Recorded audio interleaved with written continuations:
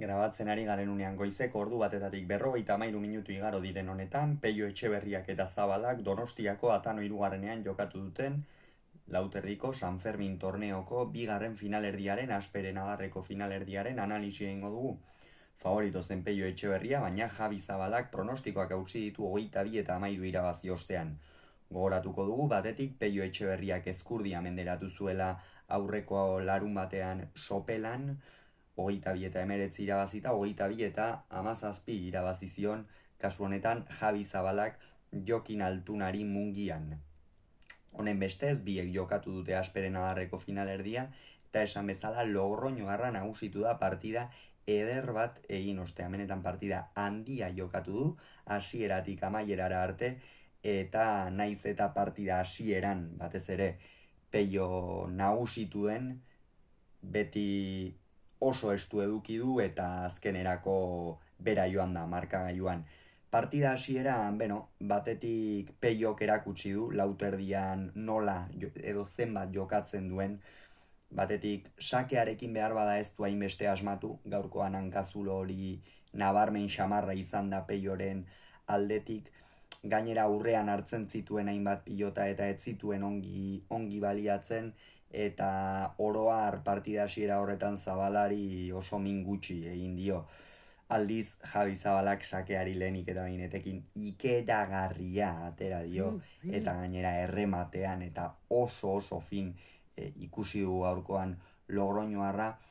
Eta biek ala biek badute ezaugarri, antzeko ezaugarri bat, biek modu ezberdinetan egiten dute min alor horretan, baina kantxa erdian ezkerrez pilota hartzen dutenean sekulako arriskua dute.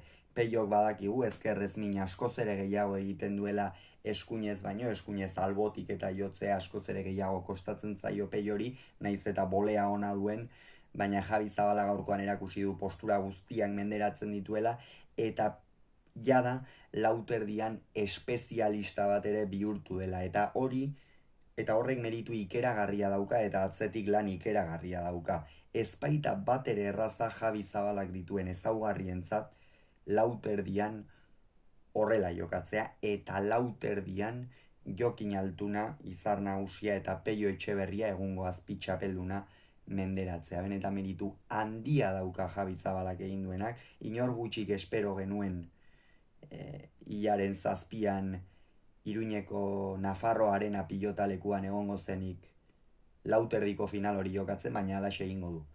Eta benetan meritu handia dauka, esan bezala, 12 eta 11 iritsi dira lehen etenaldi horretara, egia esan markagailua estu zegoen, baina gero ja Zabalak erakustaldi handia eman du, denean asmatu du, Ormabikoaren bitartez, Peio dantzan ibili du alde batetik bestera, Peiok abaguneak zituen erako jada oso nekatuta zegoen, Javi Zabala gainera defensa aparta erakutsi du sendoen egon behar zuenean, eta askotan gertatu izan zaio ez, behar bada buruarekin, eta partidak ies egin izan diola, jada hori ere ikasi du, eta horixe behar zuen, horixe zen behar zuen gauzetako bat goi maila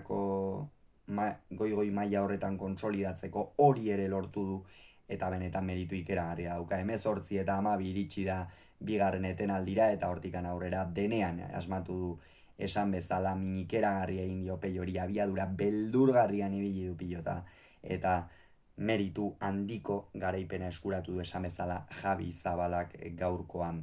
Eta honen bestez, jada erabaki da, astelenean Iruñeko Nafarro Arenan nortzuk izango diren, batetik Jon Ander Peña izango da, bestetik Javi Zabala, esan bezala Zabalako 22, Etxeberriak 13, Donostian.